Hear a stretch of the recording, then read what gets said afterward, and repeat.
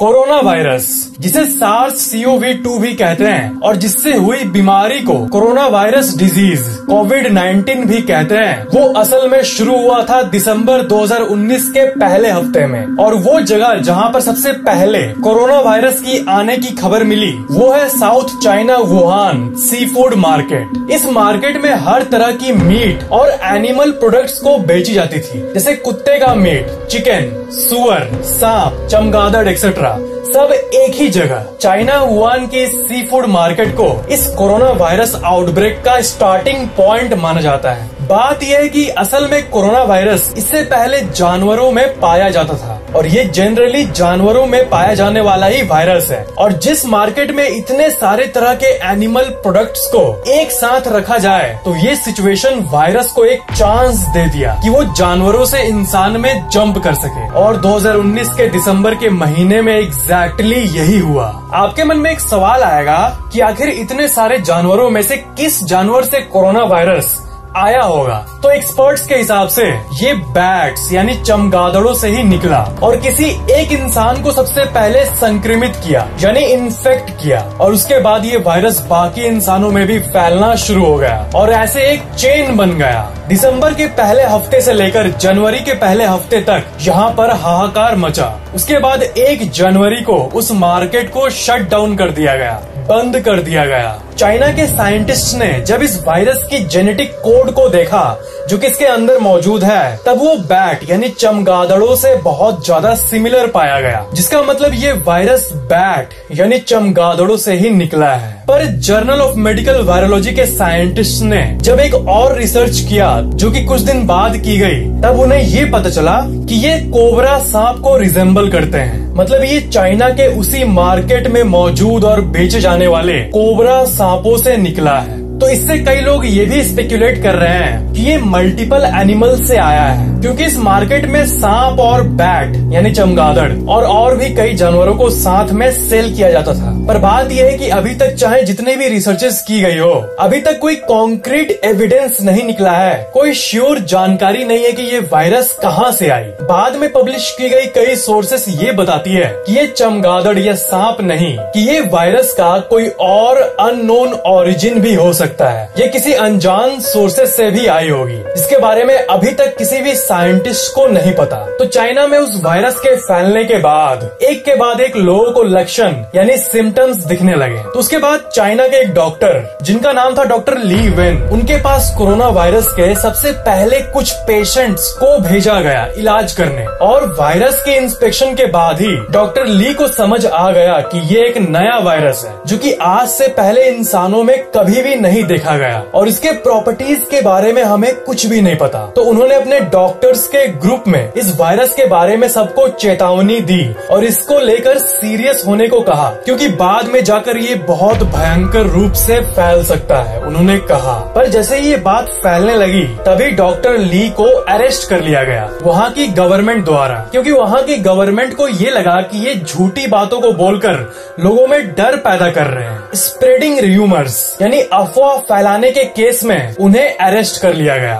पर उनके अरेस्ट होने के कुछ दिनों बाद जो होता है वो इतिहास के पन्नों में नोट किया जाने वाला था। पहले कुछ गिने चुने मरीज थे कोरोना वायरस के, पर उनको अरेस्ट करने के बाद बहुत ही तेजी से पूरे वुहान शहर में हजारों की संख्या में लोग इन्फेक्टेड होने लगे। और यहाँ तक डॉक्टर ली वेन, जिन्होंने कोरोना वायरस के बारे में सबसे पहले बताया था, उनको भी कोरोना वायरस इन्फेक्ट कर दिया और 7 फरवरी 2020 को अनफॉर्चुनेटली उनकी मौत हो गई। अगर वहाँ की गवर्नमेंट डॉक्टर ली वेन को सीरियसली लेती और उन्हें अपना काम करने देती तो शायद ये वायरस उतना नहीं फैलता। पर वुहान चाइना से बाहर निकलकर वो वायरस बाकी देशों में भी पहुँच गया और जनवरी 2020 के बाद फरवरी, मार्च, इन महीनों में इनके केसेस और भी बढ़ गए और आखिरकार मार्च 11, 2020 को WHO यानी वर्ल्ड हेल्थ ऑर्गेनाइजेशन ने इसे ऑफिशियली ग्लोबल पैंडेमिक यानी महामारी घोषित कर दिया।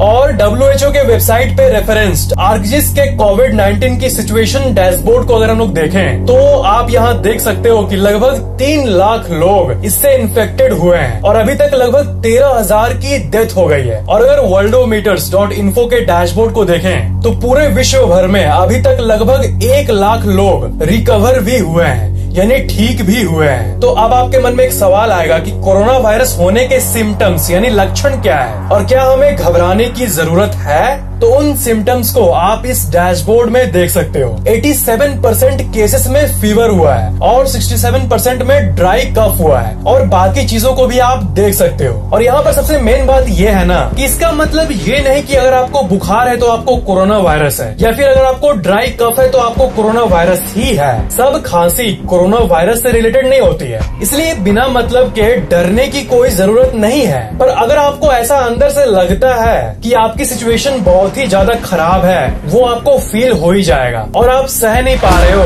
तब आप नियरेस्ट हॉस्पिटल में जाकर अपनी टेस्ट करा सकते हो। पर यहाँ पर सबसे जरूरी ये है कि आपको जानकारी हो, नॉलेज हो, ताकि आप सब कुछ को समझ पाओ और सेफ रहो, ताकि आपको हो ही ना और आपको हॉस्पिटल जाने की नौबत ही ना आए। पहले आपको ये जानने की जरूरत है कि आपके शरीर में जनरली 2 टाइप के इन्फेक्शियस बीमारी होते हैं, बैक्टीरियल इन्फेक्शन और वायरल इन्फेक्शन। बैक्टीरियल इन्फेक्शंस जैसे स्ट्रेप थ्रोट जो गला खसखस करता है, ear infection, urinary tract infection जिसे UTI भी कहते हैं, एक्सेट्रा, ऐसी बीमारियां। और दूसरी है वायरल इन्फेक्शंस जैसे common cold, influenza, chicken pox, HIV, corona virus, AIDS etcetera. तो फैक्ट ये है कि बैक्टीरियल इन्फेक्शंस जो होते हैं, जो बैक्टीरिया से होते हैं, उसके लिए क्योर साइंटिस्ट ने निकाल लिया है और लगभग हर तरह के बैक्टीरिया से हुए बीमारी को हम लोग ठीक कर सकते हैं। पर जब वायरल इन्फेक्शंस की बात आती है, वायरस की बात आती है, तो नॉर्मल सर्दी लगना,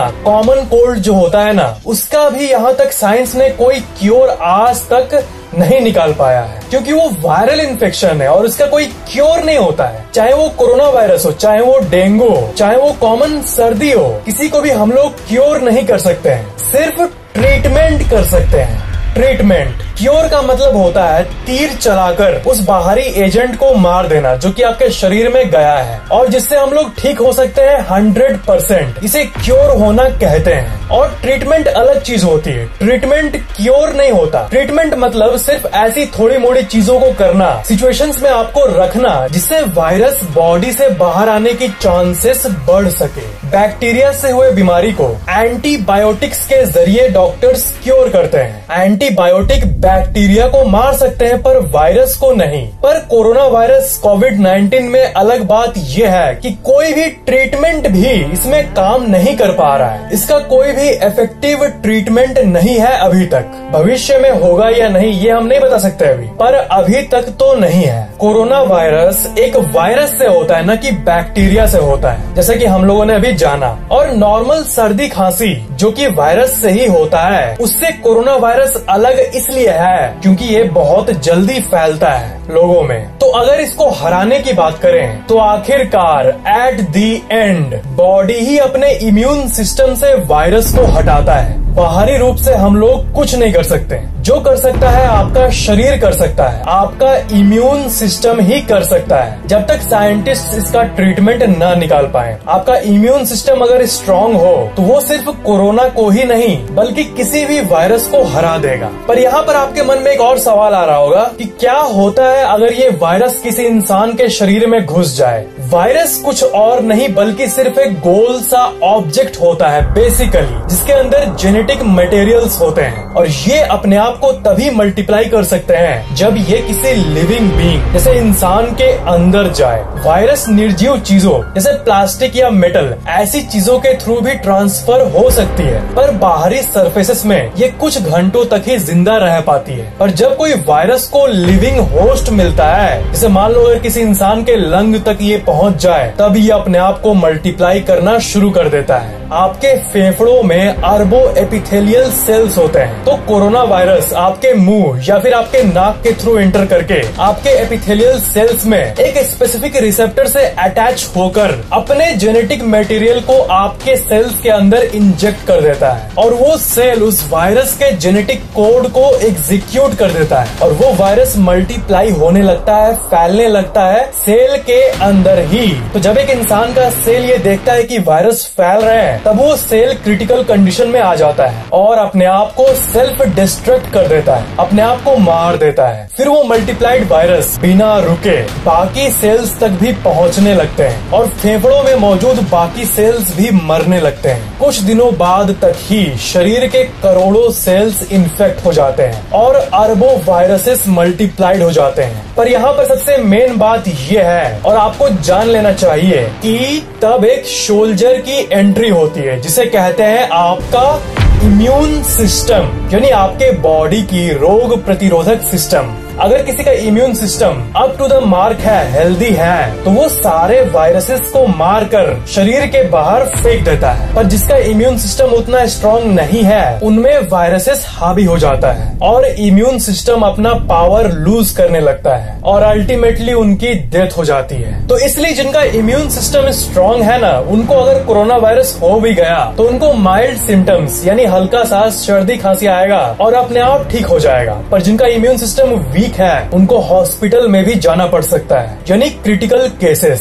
पर ज्यादातर केसेस में, मेजॉरिटी ऑफ द केसेस में पेशेंट्स ठीक हो जाते हैं और ज्यादातर लोग जो अभी तक कोरोना वायरस से मरे हैं, उनमें से ज्यादातर लोग ओल्ड एज्ड यानी बूढ़े लोग हैं, बुजुर्ग हैं। जैसा कि इस चार्ट में आप देख सकते हो, 30 साल की उम्र तक के लोगों में जिनको कोरोना होता है, उनमें से लगभग 0.2% लोगों की ही डेथ हुई है। यानी 30 साल की उम्र तक की अगर बात करें तो अगर 1000 लोग जो कि इन्फेक्ट हुए हैं, उनमें से 998 लोगों का इम्यून सिस्टम उन्हें ठीक कर देता है और 2 लोग ऐसे होते हैं जो कि मर जाते हैं। पर ओल्ड एज लोगों की बात करें, बुजुर्गों की बात करें, तो उनमें ये परसेंटेज ज्यादा है क्योंकि बुजुर्ग लोगों का इम्यून सिस्टम वीक होता है ऑब्वियसली। पर इसका मतलब ये नहीं कि हम यंग लोगों को सेफ्टी प्रिकॉशंस नहीं लेने होंगे। भले ही आपको ये लगे कि आपका इम्यून सिस्टम बहुत स्ट्रांग है, भले ही आप यंग हो, पर क्योंकि ये वायरस न्यू है, नोवेल है, तो जब तक साइंटिस्ट्स इसके कंफर्म्ड प्रॉपर्टीज को किसी रिसर्च में नहीं बता देते हैं और इस वायरस के बारे में सब कुछ नहीं जान लेते हैं, तब तक आप जितना सेफ्टी प्रिकॉशंस का पालन कर पाओ उतना करो। एटलीस्ट तब तक करो जब तक इसका कोई इफेक्टिव ट्रीटमेंट न निकले। तो सबसे प्रायोरिटी वाली बात कि कोरोना वायरस से सेफ होने के लिए क्या करें, आप क्या क्या कर सकते हो, क्या क्या पॉसिबल है। सबसे पहली बात, अपने इम्यून सिस्टम को स्ट्रांग रखो। इसका मतलब हरी सब्जियों को खाओ और जंक फूड को छोड़ दो। अपने डाइट पर ध्यान रखो। सबसे कॉमन चीज जो कि आप खा सकते हो वो है सिट्रस फ्रूट, जैसे लेमन, ऑरेंजेस एक्सेट्रा। ये साइंटिफिकली प्रूवन है कि इससे विटामिन सी बढ़ता है और विटामिन सी आपके इम्यून सिस्टम में मौजूद सोल्जर्स, जिन्हें व्हाइट ब्लड सेल WBC भी कहते हैं, उन्हें बढ़ाता है। और जैसा कि मैंने आपको बताया, हरी सब्जियां भी बहुत इम्पोर्टेंट है। और दूसरी बेस्ट चीज जो कि आप कर सकते हो वो है वॉश योर हैंड्स।